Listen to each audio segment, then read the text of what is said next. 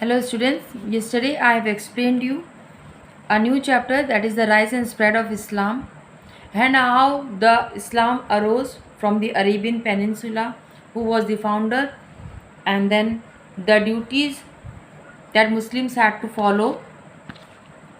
Now today I am going to explain you the rise of Turks. By the 10th century AD, the powers of the Abbasid Khalifas was on the decline. सो 10वीं सदी तक जो अब्बासिड्स की जो power थी वो आहिस्ते आहिस्ते ख़त्म होने लग गई थी. Many of the Arab territories came under the new rulers. These new rulers recruited many hardy and warlike Turkish tribesmen from Central Asia as the soldiers and the generals.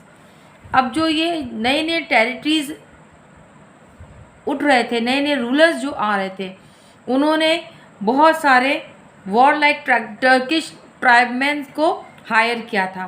और वो कहाँ से लेकर आए थे? सेंट्रल एशिया से. वहाँ के ऐसे सोल्जर्स और जनरल के तौर पे. Some of the Turkish generals later converted to Islam and rose to the status of governors of provinces. Some of these governors even set up independent states. अब उसमें से कुछ जो जनरल थे वो इस्लाम कबूल कर लिए थे और फिर आगे चल के उन्होंने अपना खुद का राज्य एक आज़ाद इंडिपेंडेंट स्टेट्स बना लिया था. The Turkish rulers assume titles like amir and sultan. और फिर उन्होंने अपने टाइटल्स रख लिए थे आमिर और सुल्तान के. The rulers of the states of Ghazni in modern Afghanistan carried out a series of raids into India in 11th century. जो अफगानिस्तान का जो रूलर था गजनई, वो इंडिया को कई बार रेड कर चुका था, कई बार 11th सेंचुरी में. After the 11th century different groups of Turks namely the Seljuk, Ghurid and Ottoman Turks controlled West Asia. और आखिर में 11th सेंचुरी की 11वीं सदी में अलग अलग ग्रुप्स आए. वो थे टर्क्स के और उनका नाम था Seljuk, Ghurid and Ottoman Turks. और वो आहिस्ते आहिस्ते वेस्ट एशिया में उसको कब्जा कर लिया था. अब crusades, let us talk about the crusades. What is crusades? In the 11th century the Byzantine empire was attacked by the Seljuk Turk. अब 11वीं सदी में जो बाइजेंटाइन का एम्पायर था उसने सेल्जुक टर्क पे अटैक किया था. They conquered most of the regions except Asia Minor and Greece. उन्होंने सारी जितने भी रीजन्स थे वो सबको कॉन्कर्ड कर लिया था, जीत लिया था, अपने अंदर ले लिया था. सिर्फ एशिया का जो थोड़ा सा हिस्सा था वो और ग्रीस को, ये दोनों पे वो कब्जा नहीं कर पाया था. Since the Byzantine empire was not strong among enough to combat the Seljuk. अब जो बाइजेंटाइन एम्पायर था वो इतना स्ट्रॉन्ग नहीं था कि वो सेल्जुक के सामने लड़ सके. तो उसने क्या किया?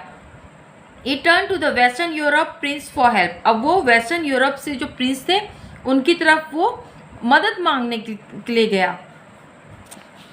Emperor Alexius of Byzantine sought help from Pope Urban II in 1095. Responding to the call given by the Pope, a number of Christian armies were raised. अब जब वो एम्परर एलेक्शियस जो बाइजेंटाइन का एम्परर था वो पोप अर्बन से मदद मांगा. अब अर्बन ने क्या किया? उसने अपने पूरी जनता को, सबको आवाज़ दी कि चलो तुम लोग लड़ाई करने के लिए.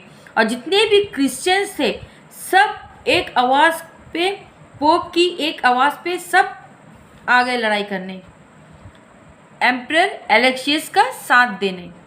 किसके खिलाफ? Against home? Against the Seljuk Turks. Responding to the call of the given by the pope, number of Christian armies were raised.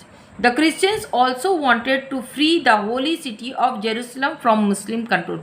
उस दौरान जब बाइजेंटाइन एलेक्शियस ने मदद मांगा था पोप से, सारे क्रिश्चियंस सब जमा हो गए थे, सारी आर्मी आ गई थी क्रिश्चियंस की. और उनका एक रीज़न और था एलेक्शियस की मदद करने का, क्योंकि उस टाइम पे जो जेरूसलम होली सिटी थी क्रिश्चियंस की वो मुस्लिम के कंट्रोल में थी. तो उनको वो भी आज़ाद करना था. thus started the first series of religious war between the Christians and the Muslims called the Crusades. Crusades का मतलब क्या होता है? A religious war between the Christians and the Muslims, that is called Crusades, and which lasted till the 13th century. 11th century में start हुई थी और 13th century में ख़त्म हुई जाके. The Crusades began in 1096. These wars were devastating and many lives were lost.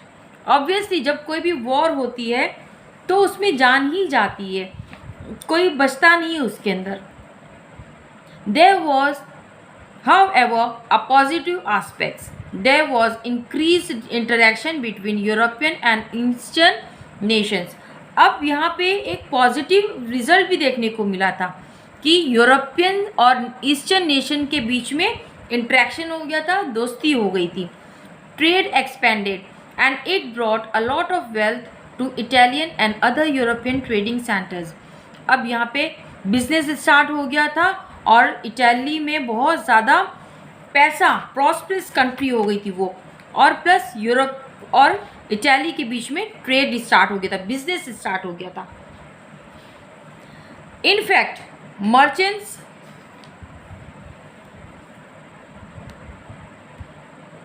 And other wealthy sections finance the crusades. अब obviously जब लड़ाई होती है तो दो जगह के गुट बन जाते हैं और दोनों तरफ से पार्टियां एक दूसरे की हेल्प करती हैं. अब वो भी यहाँ पे हुआ. जैसे हम यूक्रेन में देख रहे हैं, रशिया की लड़ाई हो रही है, यूक्रेन की हो रही है, तो ये यूक्रेन और रशिया घर में आर्म्स नहीं बना रहे हैं, बॉम्ब्स नहीं बना रहे, मिसाइल्स नहीं बना रही है, इनको अदर दूसरी कंट्री हेल्प कर रही है. उसी तरीके से यहाँ पे भी जब क्रूसेड्स हुआ था तो दोनों तरफ से लोग, दोनों तरफ की पार्टी एक दूसरे को हेल्प कर रही थी. Spread of Islamic culture, growth of trade and commerce. Under the patronage of the Abbasid caliphs, the Arabs dominated trade wherever they went. अब यहाँ पे अब्बासिड्स में जहाँ पे भी अरब गए वो अपना बिजनेस फैलाने लग गए. This brought them prosperity, और इसी से उनकी बिजनेस में उन्नति होने लग गई. To help long distance trade, the Abbasids kept the land routes in good condition. अब दूर जगह पे उनको ट्रेड करना था तो वो सबसे पहले उन्होंने जितने भी लैंड रूट से रास्ता था, जो रोड का रास्ता था, उसको अच्छी कंडीशन में रखा. Maintain caravanserais and developed a good banking system. उन्होंने अपनी गुड बैंकिंग का सिस्टम भी अच्छा रखा और कारवान का भी सिस्टम बहुत अच्छा रखा, क्योंकि रेगिस्तान में कुछ बहुत सारी व्हीकल्स यूज़ नहीं हो पाएगी, होती है सिर्फ camels, because camel is the ship of the desert. Muslim traders controlled the sea routes in the Indian Oceans and the Persian Gulf regions. The Islamic urban centers had industries specializing in the manufactures of the carpets, brocades, perfume, and goods made of silk, wool, metal, glass, and leather. These goods kept the flourishing trade going.